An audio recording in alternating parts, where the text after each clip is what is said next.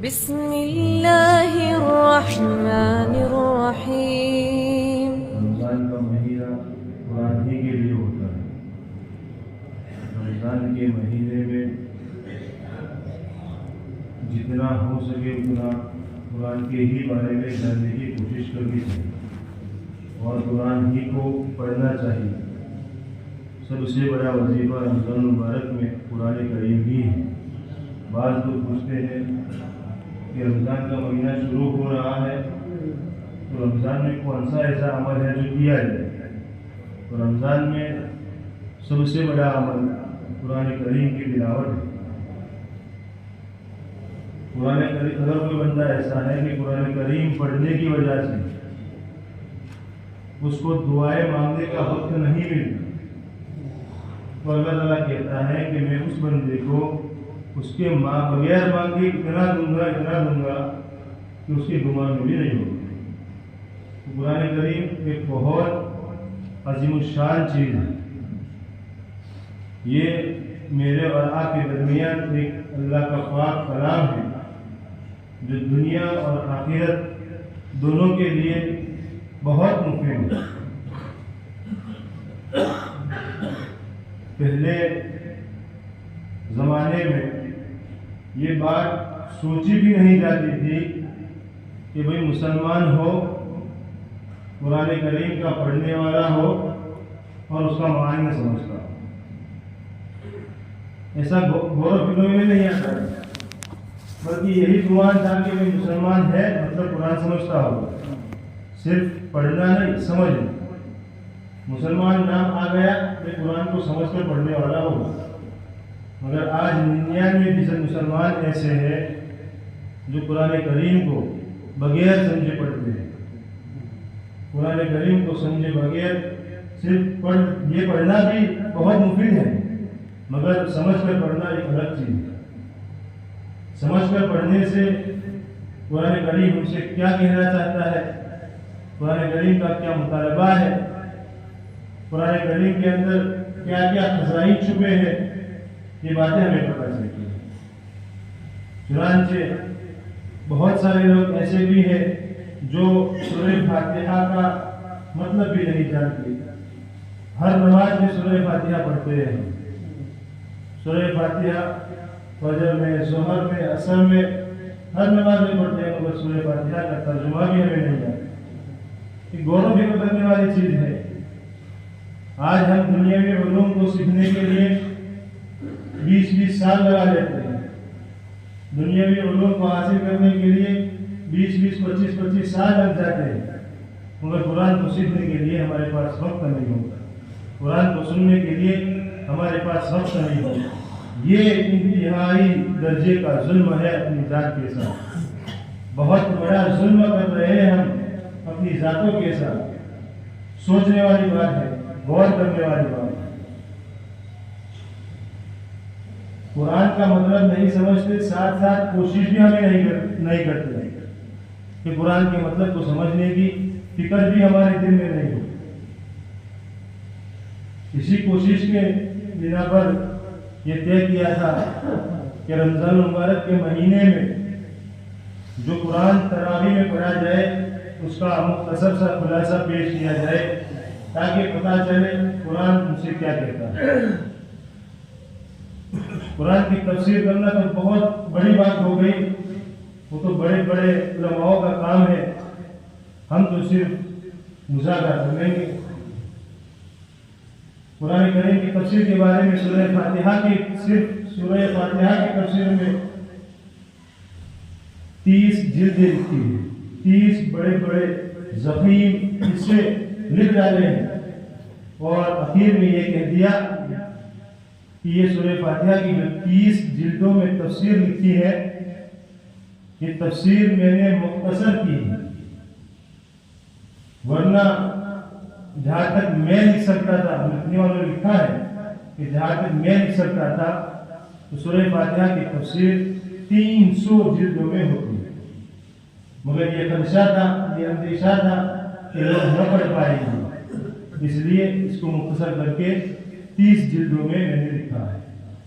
تو سورہ فاتحہ کی تفسیر 30 جلدوں میں ہے، پورے قرآن کریم کی تفسیر اگر اس کے حق کے مطابق کرنے جائے تو میرے دوست ہم خود سمجھتے ہیں. اس لیے ہم تو صرف مختصر سا خلاصہ پیش کریں گے کہ قرآن کریم ہم سے کیا کہتا ہے، تاکہ مختصر موٹی موٹی باتیں ہمارے سامنے آ جائیں.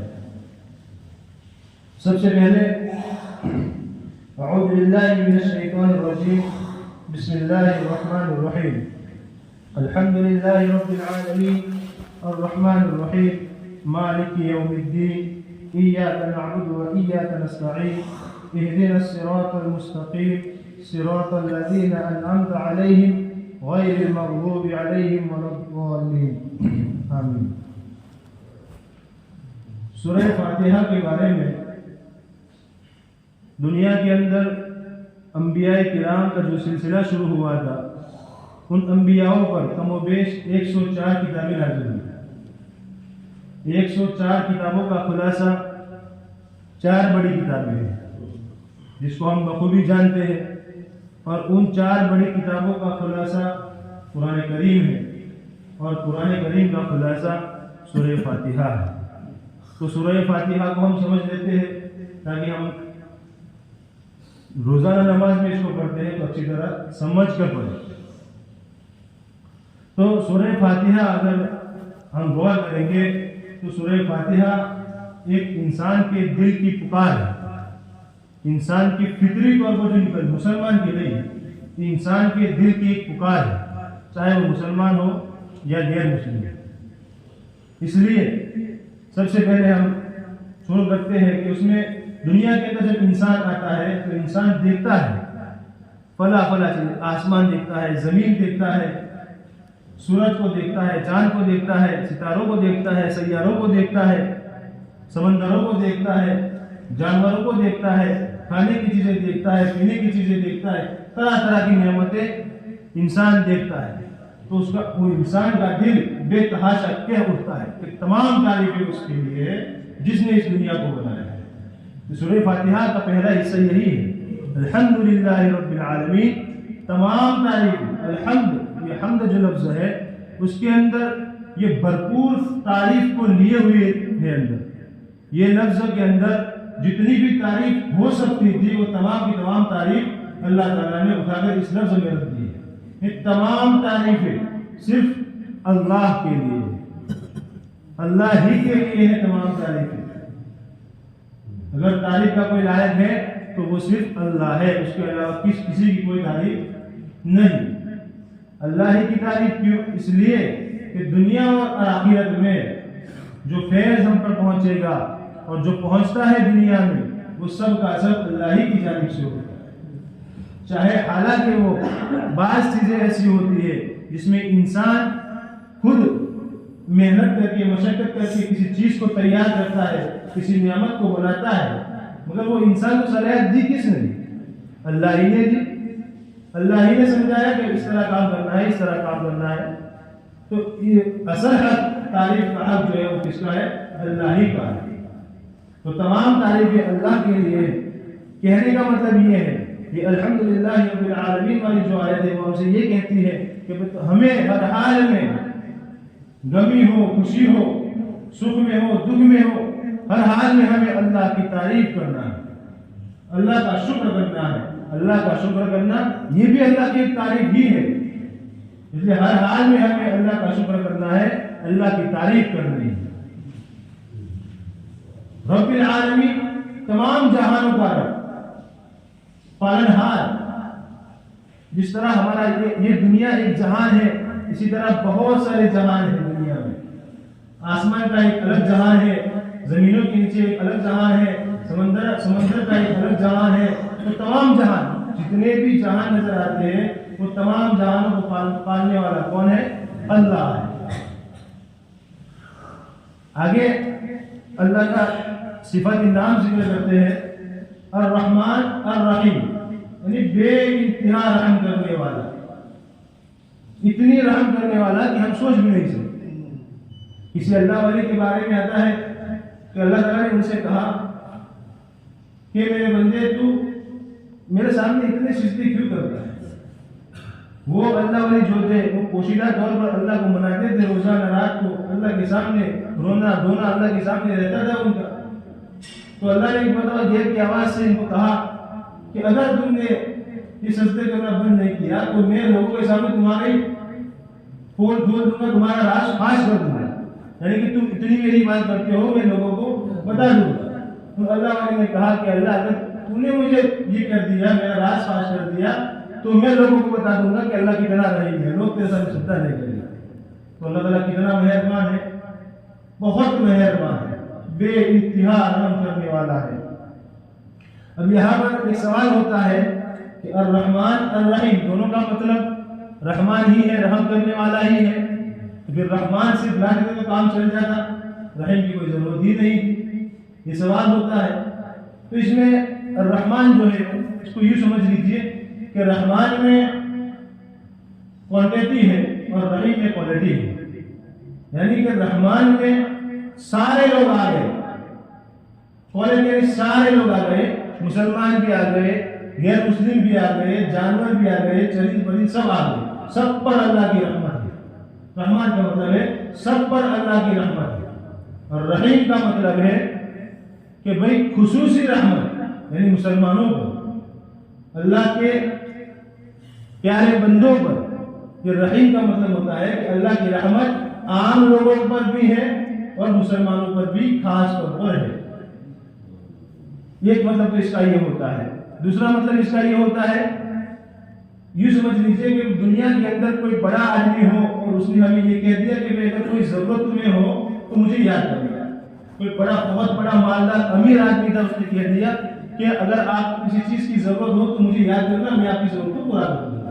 اگر یہ کسی نے کہا, بہت بڑا آدمی ہے, اور اگر ہمیں سمجھو کہ صرف 10 روپے کی ضرورت پڑی تو کیا ہم اس شخص کے پاس جائیں گے؟ نہیں جائیں گے. اس لیے کہ ہمارے دل میں یہ آتا ہے کہ اتنا بڑا آدمی ہے اور اس کے سامنے صرف 10 روپے مانگو, یہ سوال ہوتا ہے, یہ دل میں آتا ہے. تو اسی سوال کو دور کرنے کے لیے اللہ نے یہ دونوں صیغے استعمال کیے کہ رحمان یعنی بڑی ضرورت ہو تو بھی مجھ سے مانگو, اور رحیم چھوٹی ضرورت ہو تو بھی مجھ سے مانگو. ہر حال میں مجھ سے ہی مانگو. حدیث مبارکہ میں آتا ہے کہ جوتے کا تسمہ اگر ٹوٹ جائے تو وہ بھی اللہ سے مانگتا ہے. کتنا مہربان اللہ ہے, کتنا رحم کرنے والا اللہ ہے. اتنی رحم کہ اللہ تعالیٰ کی رحمت اپنے غصے سے آگے رہتی ہے ہمیشہ. اگر اللہ تعالیٰ کی رحمت آج دنیا کے اندر نہ ہوتی تو یہ دنیا قائم ہی نہ ہوتی. یہ دنیا اب تک تہس نہس ہو چکی ہوتی, اس لیے کہ ہم دیکھتے ہیں کہ ہمارے گناہ کتنے بڑھ گئے ہیں. مسلمان کتنا ڈوب چکا ہے گناہوں کے سمندر میں, لیکن پھر بھی اللہ کی طرف سے قہر نازل نہیں ہوتا. اس کا کیا مطلب ہے؟ اس کا مطلب یہی ہے کہ ہمارا اللہ بے انتہا رحم کرنے والا ہے.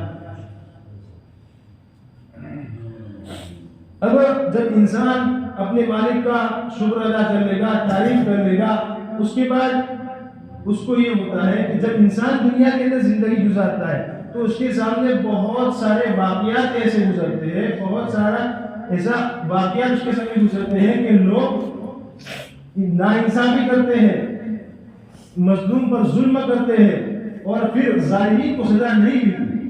ہمارے سامنے بہت سارے ایسے واقعات ہوتے ہیں کہ ظلم کرنے والے یعنی ظالمین کو سزا نہیں ملتی اور وہ خود مر جاتا ہے. تو یہاں پر ایک سوال ہوتا ہے کہ اس نے جو مظلوم پر ظلم کیا اس کا بدلہ کون دے گا, اس کو سزا کون دے گا؟ وہ تو مر کر چلا گیا, دنیا کے اندر اس کو سزا ملی نہیں, اب اس کو سزا کون دے گا؟ تو یہ مالک یوم الدین, بڑے دن کا مالک ہے. اللہ تعالیٰ بڑے دن کا مالک ہے, یعنی کل قیامت کے ایک دن قائم ہونے والا ہے. کل قیامت کے روز ایک دن قائم ہونے والا ہے جس میں ہر بندے کو اللہ تعالیٰ انصاف کے ساتھ اس کا حق ادا کرے گا. اس دن اعلان ہو جائے گا لا ظلم اليوم, آج ظلم نہیں ہوگا. لیکن اس دن کے لیے ہی ہمیں یہ دنیا ملی ہے, اس کی تیاری کی جائے. وہ اس دن کا بھی مالک ہے جس نے ہمیں دنیا کے اندر پیدا کیا ہے. وہ اس دن کا بادشاہ ہے جس نے اسی دن کے لیے ہمیں پیدا کیا ہے. اگر دنیا کے اندر رہ کر ہمیں اللہ اس کو راضی کرنے والے عمل کیے ہوں گے تو اس دن ہمیں ذرا برابر فکر نہیں ہوگی، ذرا برابر ٹینشن نہیں ہوگا. لیکن اگر ہم نے دنیا کے اندر رہ کر اللہ کی نافرمانی کی، اللہ کو ناراض کرنے والے عمل کیے، رسول اللہ صلی اللہ علیہ وسلم کو ستانے والے اعمال کیے، پھر کل قیامت کے دن اعلان ہوگا فَامْتَازُوا أَيُّهَا الْمُجْرِمُونَ، مجرم لوگ کہاں ہے؟ اس وقت ہمیں کون بچے گا؟ کون ہماری مدد کو آئے گا؟ جب اللہ ہمارے خلاف ہو جائے گا تو کون مدد کرے گا ہماری؟ سوچنے والی بات ہے. اس لیے ہمیں آنے والے دن کے لیے، کل قیامت کے دن جو دن آنے والا ہے، بڑا دن آنے والا ہے، جو ہمارا عقیدہ ہے کہ کل قیامت کا دن آنے والا ہے، تو اس دن کے لیے ہمیں تیاری کرنی ہے، دل سے تیاری کرنی ہے. تو اس دن کا بھی مالک اللہ ہی ہے، اور اس دن وہی فیصلہ کرے گا. جہنم کا فیصلہ بھی اس کے ہاتھ میں ہوگا اور جنت کا فیصلہ بھی اسی کے ہاتھ میں ہوگا. اب یہ جو 3 آیتیں گزری ہیں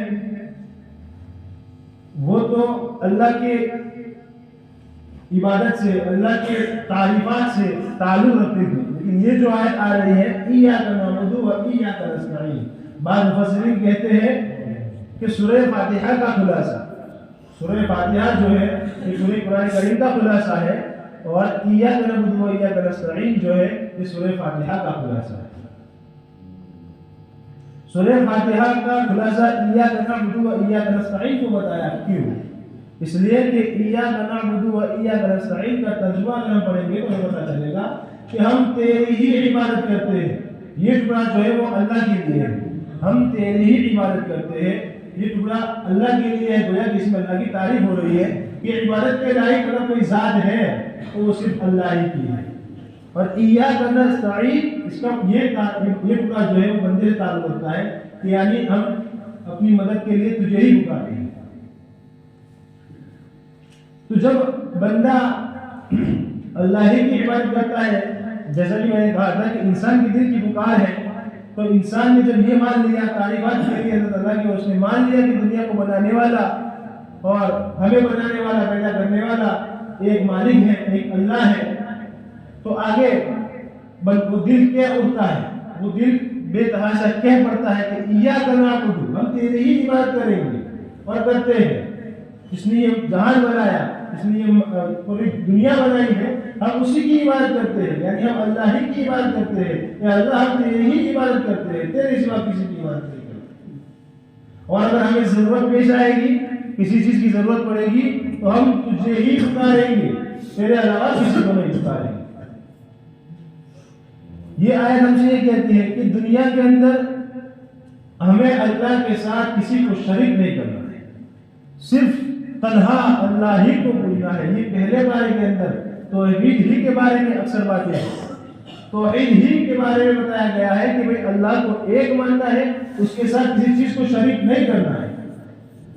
اس لیے اور شرک ایک ایسا گناہ ہے، آج ہم چھوٹی چھوٹی باتوں میں شرک کر دیتے ہیں، چھوٹی چھوٹی باتوں کو لے کر شرک ہو جاتا ہے ہم سے، ہمیں پتہ بھی نہیں چلتا. تو یہ شرک والا جو گناہ ہے، اللہ تعالیٰ کہتے ہیں کہ تمام گناہ کو معاف کر دیا جائے گا، شرک والا گناہ معاف نہیں کیا جائے گا. اتنا بھاری ظلم ہے یہ. اللہ تعالیٰ اپنے ساتھ کسی اور کی پارٹنرشپ کو برداشت نہیں کرتا. آدمی اگر کوئی فیکٹری بنا لے، کوئی کمپنی کھول لے، تو اس میں یہ چاہتا ہے کہ اس کمپنی کا مالک میں اکیلا رہوں. یہ پسند نہیں کرتا کہ میرے ساتھ کوئی اور پارٹنر بھی ہو، یہ پسند نہیں کرتا. تو اللہ تعالیٰ بھی یہ کہتا ہے کہ میں اکیلا ہوں، مجھے میری ہی تمہیں عبادت کرنی ہے، تمہیں کسی اور کی عبادت کرنے کی ضرورت نہیں ہے، تمہیں صرف میری ہی عبادت کرنی ہے. اگر تم کسی کو میرے ساتھ کسی کو شریک کرو گے تو کل قیامت کے دن تم دیکھ لو گے کہ انجام کیا ہو رہا ہے تمہارے ساتھ. ان عذابی لشدید، میرا عذاب بڑا خطرناک ہے. تو اللہ کے ساتھ ہمیں کسی چیز کو شریک نہیں کرنا ہے. چھوٹی چھوٹی باتوں میں آج ہم سے شرک ہو جاتا ہے، تو اس سے ہمیں بچنا ہے، پوری کوشش کرنی ہے کہ شرک سے ہم بچیں. اللہ ہی ہونا چاہیے ہمارے دل میں. اللہ کے علاوہ کچھ نہیں ہونا چاہیے. سب کچھ جو بھی ہوتا ہے، جتنا بھی دنیا کے اندر جو کچھ بھی ہوتا ہے، وہ سارا کا سارا اللہ ہی کی جانب سے ہوتا ہے. اس کی مرضی کے بغیر کچھ بھی نہیں ہوتا. بغیر اس کی مرضی کے کچھ بھی نہیں ہوتا. جو کچھ ہوتا ہے وہ اللہ ہی کے حساب سے ہوتا ہے، اللہ ہی کی مرضی سے ہوتا ہے. ایاک نعبد میں ایک بات یہ ہے کہ نعبد ہم تیری ہی عبادت کرتے ہیں. اس میں عبادت کا لفظ میں بار بار بیان کرتا ہوں. اسی طرح ہمارے سامنے بات آ جائے. آج ہم کہتے ہیں کہ عبادت کرتے ہیں، عبادت کرتے ہیں. عبادت کا مطلب کیا ہوتا ہے؟ اس کو کہتے ہیں عبادت. حافظ ابن قیم رحمۃ اللہ علیہ نے اسی ایاک نعبد و ایاک نستعین کی تفسیر میں لکھا ہے کہ عبادت کس کو کہتے ہیں؟ عبادت کہتے ہیں کہ اپنی ذات سے، دنیا سے، اپنے والدین سے، اپنے بچوں سے سب سے زیادہ محبت اللہ کے لیے خاص ہو جائے. ہماری محبت تمام لوگوں سے زیادہ، اپنی ذات سے بھی زیادہ اللہ کے لیے خاص ہو جائے. ایک مطلب یہ ہوتا ہے ایاک نعبد عبادت کا. دوسرا مطلب بیان کیا انہوں نے کہ اسی محبت کے ساتھ اللہ کے احکام کو پورا کرنا ہے. نماز پڑھنے آنا ہے تو صرف نماز پڑھنے نہیں آنا، میرے اللہ نے کہا ہے اس لیے میں جانا. قربانی کے حکم میں بکرا ذبح کر رہے ہیں تو صرف قربانی نہیں ہے، میرے اللہ نے حکم دیا ہے، میری استطاعت ہے، میں طاقت رکھتا ہوں اور میرے اللہ نے مجھے حکم دیا ہے اس لیے میں ذبح کرتا ہوں. میں روزہ رکھ رہا ہوں کہ میرے اللہ نے حکم دیا ہے مجھے اس لیے میں روزہ رکھ رہا ہوں. یہ نہیں کہ فرض اتارنے کے لیے روزہ رکھے، یہ نہیں، بلکہ شوق سے. ایک کہنے کا مطلب ہے دل کے اندر ایک جذبے سے، ایک شوق کے ساتھ ہمیں اللہ کے احکام کو بجانا ہے. اسی کا نام عبادت ہے. سرسری طور پر نماز پڑھ لینا، روزہ رکھ لینا، قربانی کر لینا، یہ فرض تو ہمارا ادا ہو جاتا ہے، مطلب وہ عبادت نہیں. عبادت کے اندر وہ نقص ہوگا، کمی ہے کچھ عبادت میں. اس لیے مکمل عبادت کو کس کو کہتے ہیں کہ اللہ کے ساتھ بے پناہ محبت ہو، اللہ کے رسول کے ساتھ بے پناہ محبت ہو، دین اسلام کے ساتھ بے پناہ محبت ہو، اور اسی محبت کے ساتھ اللہ کے احکام کو پورا کرنا ہو، اللہ کے رسول کی سنتوں کو زندہ کرنا ہو. یہ ہے اصلی، یہ ہے عبادت. آگے فرمایا اہدنا الصراط المستقیم. اب بندہ جب اللہ کو یہ کہتا ہے کہ تمام تعریفیں آپ ہی کے لیے ہیں، ہم آپ ہی کی عبادت کرتے ہیں اور آپ ہی سے مدد طلب کرتے ہیں، تو دل کیا ہوتا ہے کہ اللہ تو ہمیں سیدھا راستہ کون دکھائے گا؟ تیرے سوا کوئی نہیں، تو ہی ہمیں سیدھا راستہ دکھائے گا. یہ مطلب یہ ہے کہ ہر حال میں اگر جو باتیں ہمارے آقا تاجدار مدینہ فخر عالم صلی اللہ علیہ وسلم بتا کر گئے ہیں، وہ باتیں تو ہمیں تاجدار مدینہ کے کہنے کے مطابق ہی بجا جاتی ہیں. لیکن اگر کوئی ایسی بات آ جاتی ہے جو ہمارے دماغ کو سمجھ میں نہیں آتی، بہت ساری باتیں ایسی ہوتی ہیں جو دماغ کو سمجھ میں نہیں آتی کہ یہاں کیا کرنا چاہیے، تو وہاں اللہ سمجھ پاتا ہے اہدنا الصراط المستقیم کہ اللہ تو ہمیں سیدھا راستہ دیا. کون سا یہ کس میں میرے لیے بھلائی ہے اور کس میں میرے لیے نقصان ہے کہ اللہ تو ہمیں سیدھا راستہ دیا. سیدھا راستہ کس کا ہے؟ قرآن کریم کی دوسرے آیت میں ہے کہ سیدھا راستہ انبیاء کا ہے، صالحین کا ہے. انبیاء نے جس طرح زندگی گزاری ہے اسی طرح ہمیں بھی زندگی گزارنی ہے. انبیاء جس راستے پر تھے اسی راستے پر یہ اللہ تو ہمیں بھی لائے. جس طرح انبیاء کرام نے زندگی گزار گئے ہیں، ہمیں بھی توفیق دے کہ ہم بھی ان کی طرح زندگی گزارے. جس طرح تیرے نیک بندوں نے زندگی گزاری ہے، تجھے راضی کیا ہے، کہ اللہ تو ہمیں یہ طاقت دے اور یہ توفیق دے کہ ہم بھی تیرے نبیوں کی طرح، تیرے لائق بندوں کی طرح ہم بھی کیا ہے زندگی گزارے. اگر اللہ سے مانگیں گے تو اللہ ضرور دیتا ہے. اللہ کسی کو ناراض نہیں ہے، اللہ ضرور دیتا ہے. آج ہمارے اندر یہ ماحول ہی ختم ہو گیا ہے. اللہ کے لیے اللہ کے سامنے گر گرانا ہماری زندگی سے چلا گیا. اللہ کے سامنے جھکنا چلا گیا. مسلمان لفظ میں غور کریں، مسلمان کہتے کس کو ہے؟ مسلمان یہ اسلم یسلم سلیم یسلم سے نکلا ہے. مسلمان کیا مطلب ہوتا ہے سلیم کا؟ سلیم کا مطلب یہ ہوتا ہے کہ اپنے آپ کو، اپنی ذات کو کسی کے حوالے کرنا. یہ اس کا لفظی معنی ہے. ڈکشنری میں جو لفظ ہے، جو مطلب لکھا ہے، یہی مطلب ہے. اور اصطلاحاً جو مطلب ہے یعنی ہمارے بزرگوں نے ہمارے بڑوں نے جو مطلب بیان کیا ہے وہ یہ ہے کہ اللہ کے سامنے اپنے آپ کو حوالے کرنا، اسی کا نام اسلام ہے، اسی کا نام مسلمان۔ مسلمان اس شخص کو کہتے ہیں جس نے اپنی ذات کو اللہ کے حوالے کر دیا تو وہ مسلمان، اللہ کے سامنے اپنے آپ کو جھکا دیا تو وہ مسلمان، اللہ کے سامنے اپنی ذات کو مٹا دیا تو یہ مسلمان۔ تو اللہ کے سامنے رونا رونا ہے، اور دعا جو ہے یہ عبادت کا مغز ہے، دعا مومن کا ہتھیار ہے۔ آج لوگ پریشان ہیں، پریشانیاں دور نہیں ہو رہی، کیوں؟ دعا تو مانگے، اللہ کے سامنے مانگ کر تو دیکھیں کہ اللہ کیسی مدد کرتا ہے۔ آج بھی وہی اللہ ہے جو صحابہ کے زمانے میں تھا، آج بھی وہی اللہ ہے جو انبیاء کرام کے زمانے میں تھا۔ مدد کیوں نہیں ہو رہی؟ ہمارے مانگنے میں کمی ہے، ہمارے مانگنے میں کمی ہے۔ پھر آگے بڑھوایا صراط الذین انعمت علیہم، کون سا راستہ؟ اہدنا الصراط، کون سا راستہ؟ وہ راستہ جس پر تمہیں انعامات رکھے ہیں، یعنی تیرے وعدے ہیں کہ اس راستے پر چل کر آؤ گے تو کل قیامت کے دن تمہیں جنت ملے گی۔ جو وعدے تم نے رکھے ہیں اسی راستے پر تو ہمیں چلا، جس میں تیرے انبیاء کرام چلے ہیں، تیرے نیک بندے چلے ہیں، اور تم نے انعامات بھی رکھے ہیں، ایسے راستے کی تو ہمیں ہدایت دے اور ہمیں زندگی بسر کرنے کی توفیق دے۔ پھر آگے فرمایا وَإِلْ مَغْضُوبِ عَلَيْهِمْ وَلَا الضَّالِّينَ، کہ اللہ جو لوگ بھٹک گئے ہیں، جو لوگ تجھ سے دور ہو گئے ہیں، ان کے راستے سے ہمیں بچا۔ جو لوگ اب بھٹک جانے میں دو طریقے کے ہوتے ہیں، ایک تو یہ ہوتا ہے کہ گنو کر لیتے ہیں، بات آج کیا ہے کہ اتنا مانتے کہ گنو کر بیٹھتے، حد سے زیادہ بڑھ جاتے، تو گنو بھی اسلام میں جائز نہیں ہے۔ یعنی کوئی شخص یہ کہے کہ اللہ نے تو نماز میں 2 سجدے کا حکم دیا ہے، ایک رکعت میں 2 سجدے کرنے کا حکم دیا ہے، اور کوئی شخص یہ کہتا ہے کہ میں نے 3 کروں گا، یہ گنو ہو گئے، یہ 3 نہیں چلیں گے۔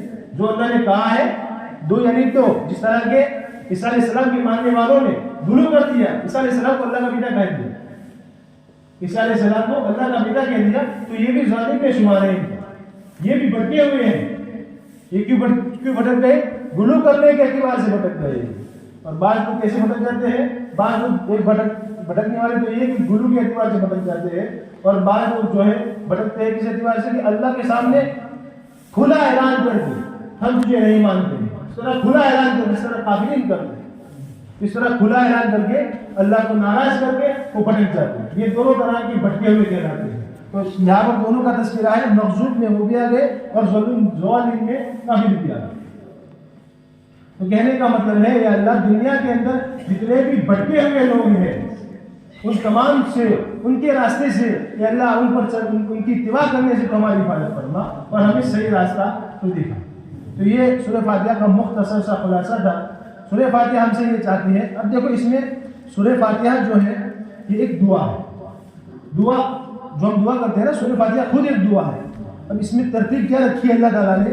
سب سے پہلے اللہ کی تعریف کہلوائی ہے، پھر اس کے بعد اللہ کے سامنے کیا ہے کہ ہم تیری عبادت کرتے ہیں، معبود حقیقی کا اقرار کرواتے ہیں اللہ تعالیٰ، پھر اس کے بعد اپنی مراد منگواتے ہیں کہ اہدنا الصراط المستقیم، تو ہمیں سیدھا راستہ دکھا۔ تو اس سے ہمیں یہ سبق لینا چاہیے کہ بھئی جب بھی ہم دعا کے لیے ہاتھ اٹھائیں اللہ کے سامنے تو سب سے پہلے ہمیں اللہ کی تعریف کرنی ہے، سب سے پہلے ہمیں اللہ کی تعریف کرنی ہے، خوب تعریف کرنی ہے۔ ایسا بعض میں کیا ہوتا ہے کہ لوگ عربی میں دعا مانگتے ہیں اور جب اردو شروع کرتے ہیں تو سیدھا کہتے ہیں کہ اللہ ہمارے گناہوں کو نہیں، اردو میں پہلے اللہ کی تعریف کریں، اللہ تو بڑا ہے، تیرا کام بڑا ہے، اے اللہ دنیا کو بنانے والا تو ہے، پیدا کرنے والا تو ہے، اے اللہ تو بڑا، تیری ذات بڑی، اے اللہ تو نے ہمیں دنیا میں زیادہ عبادت کے لیے اور ہم گناہ کر بیٹھے ہیں، اے اللہ تو ہمارے گناہوں کو معاف۔ تو یہ طریقہ ہے، یہ قرآن ہمیں سکھاتا ہے، یہ طریقہ ہے دعا، اور پھر دیکھو دعائیں قبول ہوتی ہیں۔ تو یہ تھا مختصر خلاصہ، یہ خلاصہ آپ سمجھ لیجیے کہ پورے پارے کا خلاصہ ہے۔ انشاءاللہ آئندہ کل بھی دوسرے پارے کا جو ہم سب پڑھیں گے رات کو تراویح میں اسی کا خلاصہ بیان کریں گے انشاءاللہ۔ السلام علیکم ورحمۃ اللہ وبرکاتہ۔